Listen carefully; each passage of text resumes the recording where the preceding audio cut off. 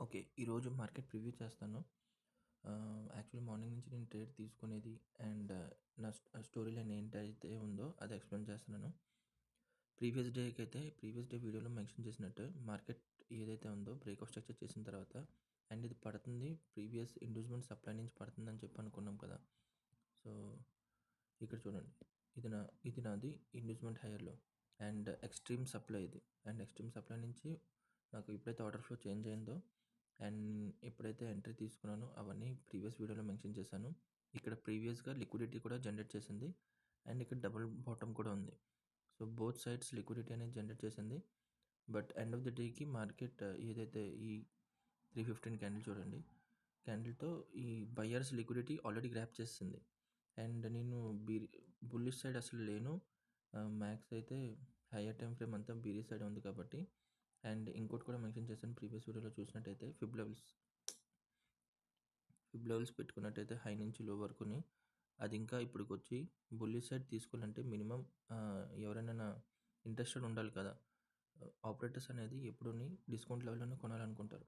ప్రీమియంలో కొని ఇంకా తక్కువ టార్గెట్స్‌కి అమ్మాలనుకోరు ఎప్పుడూని. సో, నేను ఆపరేటర్ ప్రకారం అయితే ఆలోచిస్తున్నాను కాబట్టి మ్యాక్స్ డిస్కౌంట్ లెవెల్‌కి అయితే రావాలని అనుకున్నా. సో, మార్కెట్ ఎండ్ ఇక్కడ క్లోజింగ్ అయింది. ఓకే. అండ్ మొ ఇంకా మార్కెట్ ఎప్పుడైతే గ్యాప్ డౌన్ ఓపెన్ అయ్యి ఎక్కువ సూచనలు ఉన్నాయని చెప్పి అనుకున్నా. బట్ ఫ్లాట్ ఓపెనింగ్ అయింది. ఫ్లాట్ పాజిటివ్ ఓపెన్ అయ్యి ప్రీవియస్ డేది ఏదైతే లిక్విడిటీ పైన సెల్లింగ్ సైడ్ ఉందో వాళ్ళందరూ లిక్విడిటీ గ్రాబ్ చేసుకున్నాక అప్పుడు మళ్ళీ ట్రెండ్ కంటిన్యూ చేసింది. ఇన్ కేస్ నేను మార్నింగ్ అవైలబుల్ ఉండుంటే నేను ఇక్కడ మినిమమ్ ఈ ప్రీవియస్ డే లో బ్రేక్ అయ్యి ఉన్నానా నేను లోవర్ టైమ్ ఫ్రేమ్ వెళ్ళి కన్ఫర్మేషన్ తీసుకొని ఎంట్రీ తీసుకున్నాను. ఓకే. బట్ ఇక్కడ నాకు తెలుసు లిక్విడిటీ ఇక్కడ జనరేట్ అయిందని చెప్పి. సో, లిక్విడిటీ గ్రాబ్ చేయడానికే వెళ్తుందని చెప్పి. ఓకే. అండ్ ప్రీమియంకి వస్తదని చెప్పిన ప్రీమియం వరకైనా మినిమమ్ టార్గెట్ పెట్టుకున్నాను. బట్ ఎవ్రీ డే లాగా నేను ఈరోజు అవైలబుల్ లేను. సెకండ్ హాఫ్‌లోనే నేను అవైలబుల్‌గా ఉన్నా. ఓకే. మార్కెట్ సెకండ్ హాఫ్‌లో నేను అవైలబుల్‌గా ఉన్నప్పుడు ఆల్మోస్ట్ ఈ క్యాండిల్‌లో ఈ క్యాండిల్ 12:15 క్యాండిల్‌కి నేను అవైలబుల్‌గా ఉన్నాను. ఈ ట్రెండ్ అంతా నేను క్యారీ చేయకపోయినానా ఇక్కడి నుంచి ఎప్పుడైతే పుల్ బ్యాక్ చేసుకొని పైకెళ్ళిందో ఆల్రెడీ ఇప్పుడు డిస్కౌంట్ లెవెల్‌లో ఉంది. డిస్కౌంట్ లెవెల్ నుంచైనా ఇది కంటిన్యూ చేయొచ్చు. బట్ కంటిన్యూ చేయడానికి ఏదైనా మేజర్ సోర్స్ ఉండాలి కదా! ఇక్కడి నుంచి పర్టిక్యులర్‌గా సపోర్ట్ తీసుకొని వెళ్ళాలని చెప్పి. సో, అలాంటివి ఏమి లేవు. అయితే ఎప్పుడైతే ఈ మార్కెట్ ఇక్కడి నుంచి గ్రీన్ క్యాండిల్ వేసుకుంటూ పైకి వెళ్దామని చెప్పి చూసిందో అది అక్కడ హోల్డ్ చేసి మళ్ళీ కిందకి ఫాల్ అయింది. ఓకే. అండ్ ఇక్కడి నుంచి ఎప్పుడైతే చేంజ్ ఆఫ్ క్యారెక్టర్ అయ్యి మళ్ళీ మార్కెట్ లోవర్ టైమ్ ఫ్రేమ్‌లో చేంజ్ ఆఫ్ క్యారెక్టర్ అయ్యి మార్కెట్ ఎంత పెద్ద మూవ్‌మెంట్ ఇచ్చిందో చాలామంది అందరూని ఇంక ఇక్కడి నుంచి మార్కెట్ మూవ్‌మెంట్ అవుతదని చెప్పి అనుకుంటారు. బట్ నా సెట్ ఆఫ్ రూల్స్‌లో ఏంటంటే ఇక్కడ మీరు సెల్లింగ్ చేసినోళ్ళు ఇక్కడి నుంచి మార్కెట్ ఎప్పుడైతే ప్రీవియస్ 2 డేస్ బ్యాక్ ఎప్పుడైతే ఎవరైతే సెల్ చేశారో లాస్ట్ సెల్లింగ్ చేసింది వాళ్ళు ఇక్కడ అండ్ మార్కెట్ డైరెక్ట్‌గా గ్యాప్ అప్ ఓపెన్ అయింది. సో, ఇక్కడ వాళ్ళ సెల్లర్స్ ఇంకా వాళ్ళు ఆర్డర్స్ పెండింగ్‌లోనే ఉండుంటాయి గదా! వాళ్ళు లాస్ ఇప్పుడు బుక్ చేసుకోరు గదా! సో, యావరేజ్‌గా చూసినట్టయితే ఫస్ట్ ఇక్కడ ఈ పుల్ బ్యాక్‌లో వచ్చినప్పుడు సగం క్వాంటిటీ అంటే నాది ఇది ఒక జోన్ పెట్టాను కదా! అందులో ఇంత క్వాంటిటీ సెల్లింగ్ చేసి ఎప్పుడైతే పైకెళ్ళిందో వాళ్ళు ప్రీవియస్ పుల్ బ్యాక్ ఏదైతే ఉందో ప్రైస్ యాక్షన్ డెలివరీ ప్రకారం ఈ ప్రీవియస్ హైని బ్రేక్ చేసి ఉంటే మార్కెట్ అక్కడి నుంచి బుల్లిష్ ట్రేడ్‌లే మనకు దొరుకుదును. లైక్ ఇప్పుడు రఫ్‌గా చెప్పాలంటే మార్కెట్ ఒక లో హై క్రియేట్ చేసింది. తర్వాత మళ్ళీ లోవర్ లో క్రియేట్ చేసింది. అండ్ ఇన్ కేస్ ఇక్కడ ఆర్డర్స్ వీళ్ళది కంప్లీట్ చేసేసాను. నేను కొద్దో గొప్ప లాస్‌లో ఎగ్జిట్ అయిపోవాలని ఆపరేటర్ అనుకుని ఉంటే, ఈ మార్కెట్ ఈ విధంగాన ప్రీవియస్ ఏదైతే హై ఉందో, అది బ్రేక్ చేసి కంటిన్యూ చేసి మళ్ళీ పుల్ బ్యాక్ చేసుకుంటూ ఎప్పుడైతే కిందకొస్తదో మనం ఇక్కడి నుంచి బుల్లిష్ ట్రేడ్‌కి తీసుకోవాల్సింది. బట్ మార్కెట్ ఆ సినారియో క్రియేట్ చేయలేదు కదా! ఇక్కడేంటి హైని బ్రేక్ చేయకుండానే మళ్ళీ లోవర్‌లోనే బ్రేక్ చేసింది. అండ్ బ్రేక్ చేసింది కూడాను ప్రీవియస్ ఏదైతే ఆర్డర్స్ పెండింగ్ ఉన్నాయో అవి కూడా ఫుల్‌ఫిల్ అయిపోయాయి. అండ్ ఇది ప్రీవియస్ మన డిమాండ్ ఎక్కడి నుంచి అయితే మార్కెట్ స్టార్ట్ అయిందో లైక్ ఈ మూమెంట్ ఏదైతే స్టార్ట్ అయిందో అండ్ ఈ సప్లై హోల్డ్ చేయడం వరకు వెళ్ళిన మెయిన్ స్పాన్సర్ డిమాండ్ ఇదే. ఓకే. సో, ఈ స్పాన్సర్ డిమాండ్‌లో నేను హోల్డ్ చేసి ఇక్కడి నుంచి గానీ మార్కెట్ లోవర్ టైమ్ ఫ్రేమ్‌లో గానీ చేంజ్ ఆఫ్ క్యారెక్టర్ ఇచ్చినట్టయితే నేను కంటిన్యూ చేస్తాను. బట్ 1 మినిట్ ఒకటే కన్ఫర్మేషన్ కాకుండా 15 మినిట్స్ కూడాను ప్యారలల్‌గా నాకు కన్ఫర్మేషన్ ఇస్తే ఇంట్రాడే చేయడానికి నేను లోవర్ టైమ్ ఫ్రేమ్‌లో ప్లే చేయొచ్చు. సో, మళ్ళీ నేను ఎక్కడి వరకు ప్రీవియస్ ఫస్ట్ టార్గెట్ అయితే ఇది, సెకండ్ టార్గెట్ అయితే ఇది అండ్ ఫైనల్ టార్గెట్ ఈ హైని బ్రేక్ చేయడం. ఎందుకంటే ఇక్కడ ప్రతి దగ్గర సెల్లర్స్ అనేది ఆహ్, సప్లై క్రియేట్ చేసుకుంటూ వస్తూనే ఉన్నారనమాట. సో, ఈ పర్టిక్యులర్ ఇప్పుడైతే నేను ట్రేడ్ ఎక్కడైతే తీసుకున్నాననేది చెప్తాను. ఓకే. ఇది స్టోరీ లైన్ అది. అండ్ ఇప్పుడు చెప్పబోతుంది ట్రేడ్ ఎక్కడ తీసుకున్నానని. ఎప్పుడైతే ఈ మూవ్‌మెంట్ ఇక్కడి నుంచి పైకెళ్ళిందో ఇక్కడే ఎటువంటి డిమాండ్ లేదు. ఓకే. ఎప్పుడు ఏ మూవ్‌మెంట్ వచ్చినా అక్కడ డిమాండ్ ఉందా లేదా అనేది చెక్ చేసుకోవాలి. కరెంట్ టైమ్ ఫ్రేమ్‌లో కొన్నిసార్లు డిమాండ్ కనిపించకపోవచ్చు. లోవర్ టైమ్ ఫ్రేమ్‌లో కనిపించచ్చు. సో, నాకైతే ఇక్కడ ఎటువంటి లోవర్ టైమ్ ఫ్రేమ్‌లో కూడా కన్ఫర్మేషన్ లేదు. అండ్ ఈ కరెంట్ టైమ్ ఫ్రేమ్‌లో కూడా నాకు ఎటువంటి డిమాండ్ కనిపించలేదు. సో, ఈ మూవ్‌మెంట్ జస్ట్ ఒక ఫేక్ మూవ్‌మెంట్ మాత్రమే వచ్చింది. సో, నాకు తెలుసు ఈ ఆపరేటర్ లాస్ బుక్ చేసుకోవడానికి ఖచ్చితంగా ఈ ప్రీవియస్ లో ఏదైతే ఉందో అది బ్రేక్ చేస్తారని. సో, నేను ఈ ఈ 12:15 క్యాండిల్ ఎప్పుడైతే ఉందో అప్పుడు నేను లోవర్ టైమ్ ఫ్రేమ్‌లో అప్రాక్స్ ఇక్కడ లోవర్ టైమ్ ఫ్రేమ్‌లో ఇక్కడ ఎంట్రీ తీసుకున్నా. ఈ రేంజ్‌లో ఈ ప్రీవియస్ లో ఇక్కడ బ్రేక్ అయినప్పుడు నేను ఎంట్రీ తీసుకున్నాను. దేనికి 15 మినిట్స్ ప్రకారం చూసినట్టయితే నేను ఆ లోన్ బ్రేక్ చేద్దామని. సో, ఈ 300 పాయింట్స్ వితిన్ నాకు 1 మినిట్‌లోనో, 2 మినిట్స్‌లోనో నాకు ఆల్మోస్ట్ టార్గెట్ రీచ్ అయిపోయింది. ఆప్షన్స్‌లో అరౌండ్ ఒక 40, 50 పాయింట్స్ వచ్చినా చాలా ఎక్కువ. అలాంటిది నాకు 80 పాయింట్స్ వచ్చింది. జస్ట్ ఒక ఈ 2 క్యాండిల్స్‌లోనే. సో, మళ్ళీ కన్సాలిడేట్ అయ్యి మళ్ళీ ఆ పైకెళ్ళి మళ్ళీ టార్గెట్ హిట్ అయినా యూజ్ లేదని చెప్పి నేను ఎగ్జిట్ చేస్తాను. సో, చూసినట్టయితే లో బ్రేక్ చేసింది. ప్రీవియస్ లో బ్రేక్ చేసి ఆపరేటర్ జోన్‌కెళ్ళి అక్కడి నుంచి చేంజ్ ఆఫ్ రేట్ ఇచ్చి కంటిన్యూ చేసింది. సో, లోవర్ టైమ్ ఫ్రేమ్‌లో కన్ఫర్మేషన్ ఇచ్చింది కానీ హైయర్ టైమ్ ఫ్రేమ్‌లో మనకి మళ్ళీ ఫెయిల్యూరే అంటే సప్లై అనేది స్ట్రాంగ్ అవ్వడం చూసాం. సో, అది కంటిన్యూ చేసింది. ఇప్పుడు ఇది ఏదైతే జోన్‌కొచ్చిందో ఇది మన hire time frame zone. Okay. And ఈ హైయర్ టైమ్ ఫ్రేమ్ జోన్‌లో మనం 15 మినిట్స్‌లో చూద్దాం. ఓకే. హ్మ్.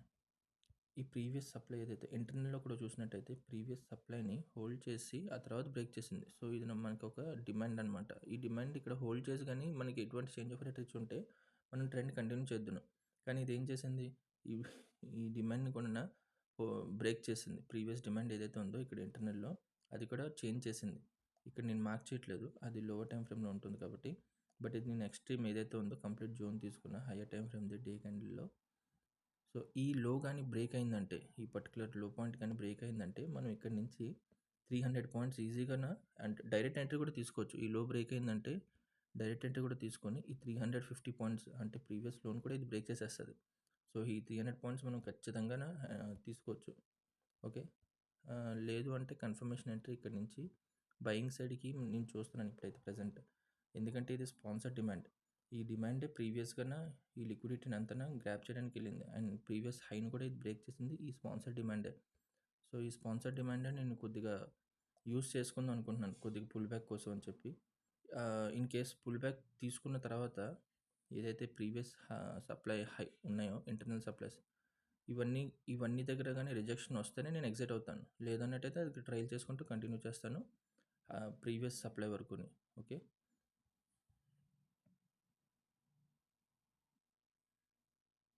హ్మ్. సో, ఇంకొకటి నేను ఎప్పుడైనా ఏమైనా ఎంట్రీస్ తీసుకున్నానంటే నా క్యాపిటల్ ఎప్పుడు యూజ్ చేసినానా నా క్యాపిటల్‌లో మినిమమ్ 5 టు ఒక ట్రేడ్ తీసుకునేటప్పుడు మినిమమ్ 5% అయినా టార్గెట్ పెట్టుకుంటాను. మనకి తెలుసు ఆప్షన్ బయర్స్ కన్నా మనం ఎంత బుక్ నేనైతే ఎక్కువ శాతం 40 పాయింట్స్, 30 పాయింట్సే బుక్ చేసుకుంటాను. నేను యూజ్ చేసే క్యాపిటల్‌లో 5% వచ్చినా నేను రిటర్న్స్ వస్తే వెంటనే ఎగ్జిట్ అయిపోతాను. టార్గెట్ ఎంత పెద్దదైనా దాన్ని మళ్ళీ నాకు రీ ఎంట్రీకి ఏదైనా ఎంట్రీస్ దొరికితే మళ్ళీ ఇంకో 5% ఈ విధంగానే చేసుకుంటాను. ఒక ఆప్షన్ బయర్‌గా నేను ఈ స్ట్రాటజీ ఎప్పటి నుంచో యూజ్ చేస్తున్నాను. అయితే ప్రెజెంట్ ఇక్కడ ఒక ట్రేడ్ తీసుకున్నాను.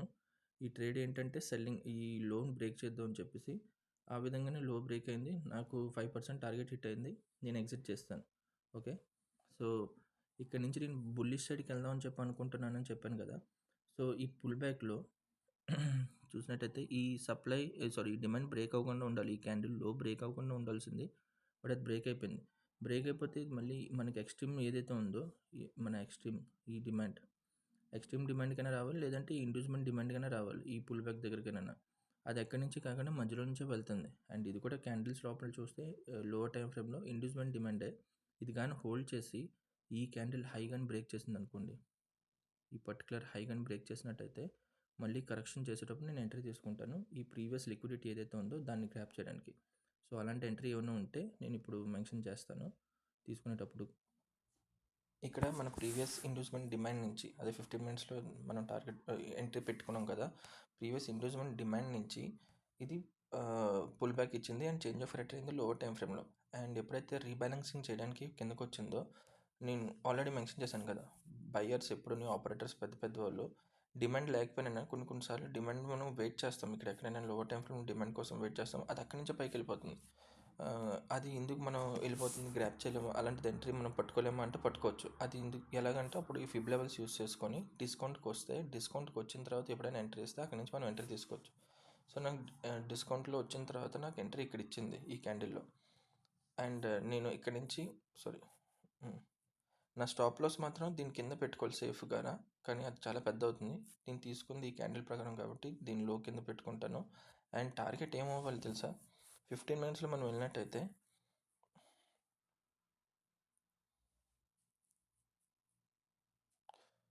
సారీ 15 మినిట్స్లో మనం ఈ లిక్విడిటీ అంతన్నా ఈ గ్రాప్ చేయడానికి అని చెప్పి పైకి వెళ్ళాలి. సో 49,000 అని మినిమం పెట్టుకోవాలి. ఈ 49,000 నుంచి 49,000 అనే టార్గెట్ పెట్టుకుందాం. సో చూద్దాం టార్గెట్ ఇస్తుందా లేదా అనేది. ఓకే, 49,000 టార్గెట్ పెట్టుకుందాం.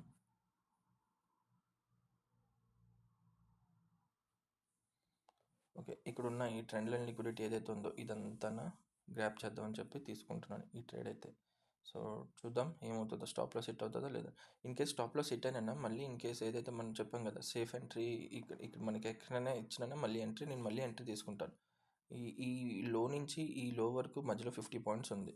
సో అందుకే పెద్ద స్టాప్ లాస్ అయిపోతుందని చెప్పి నేను తీసుకోలేదు, అంత పెద్ద స్టాప్ లాస్ పెట్టలేదు.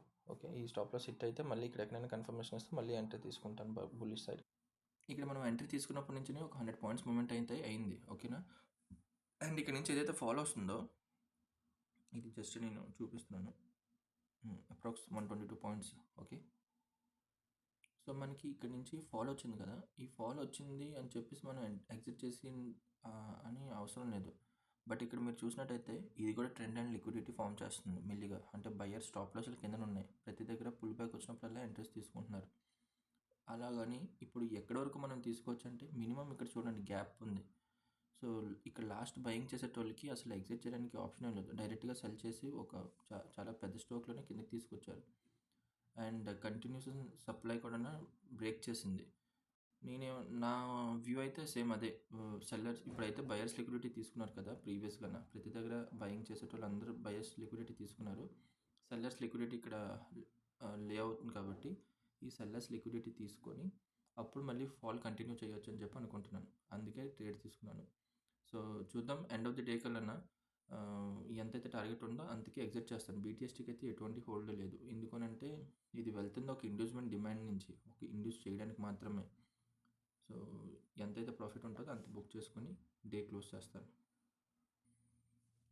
ఆల్మోస్ట్ మార్కెట్ క్లోజ్ అవ్వడానికి ఇంకో 2-3 మినిట్స్ ఉంది. అండ్ మన టార్గెట్ అయితే ఒక 3% వచ్చింది. నేను తీసుకుంది చాలా deep out of the money, so ఎక్కువ టార్గెట్ రాలేదు, 3% వచ్చింది. సో నేను అక్కడే బుక్ చేసుకున్నాను. బట్ బీటీఎస్టీకి హోల్డ్ చేయాలని ఒక వ్యూ ఉందన్న ఆల్రెడీ అనుకునేటట్టే. లిక్విడిటీ అయితే పైన లే అవుతుంది, సో వాళ్ళది తీసుకోవడానికి కానీ ఖచ్చితంగా మ్యాక్స్ పాజిటివ్లోనే ఓపెన్ అవ్వాలని అనుకుంటున్నా. ఓకే, అండ్ ఇక్కడ కూడా 1 మినిట్ టైం ఫ్రేమ్లో చూస్తే ఇక్కడ కూడా లిక్విడిటీ ఫామ్ అయింది, అందుకే నేను బీటీఎస్టీకి హోల్డ్ చేయట్లేదు. మెయిన్ రీజన్ ఇది వెళ్తుంది ఒక ఇండివిజువల్ డిమాండ్ నుంచి మాత్రమే వెళ్తుంది. సో మెయిన్ రీజన్ అదే అవడం వల్ల నేను తీసుకోలేదు బీటీఎస్టీకి.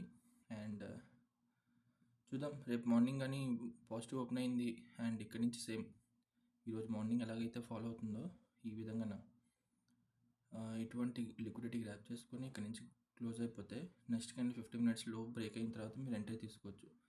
సేమ్ అలాగే ఇక్కడ లిక్విడిటీ తీసుకున్నాక మార్నింగ్ బ్రేక్ అయిందంతే. బట్ ఇక్కడ ఇంత పెద్ద టార్గెట్ వచ్చింది కదా, ఎందుకంటే ఇక్కడ అంతా లిక్విడిటీ ఉంది కాబట్టి ఇంత పెద్ద టార్గెట్ వచ్చింది. సో రేపు ఇలాంటి సినారియో క్రియేట్ అయితే ఇంతే ఫాలో అవుతుందని చెప్పి మనం ఎక్స్పెక్ట్ చేయలేము. అంటిల్ ఆర్ అన్లెస్ ఈ లో ధర హోల్డ్ చేసి కానీ మళ్ళీ చేంజ్ ఆఫ్ రేట్ ఇస్తే మనం బుల్లిష్ సైడ్ వెళ్ళొచ్చు. లేదు అన్నట్టయితే ఈ లో బ్రేక్ చేస్తే డైరెక్ట్ ఎంట్రీ, మనం అనుకునేటట్టు డైరెక్ట్ ఎంట్రీ 300 పాయింట్స్కి మనం గ్రాప్ చేసుకోవచ్చు. ఓకే, సో వెయిట్ చేద్దాం. ఈరోజు అయితే అనాలిసిస్ చేసుకున్నాం, రేపటి అనాలిసిస్ రేపటికి చేసుకుందాం. ఓకేనా.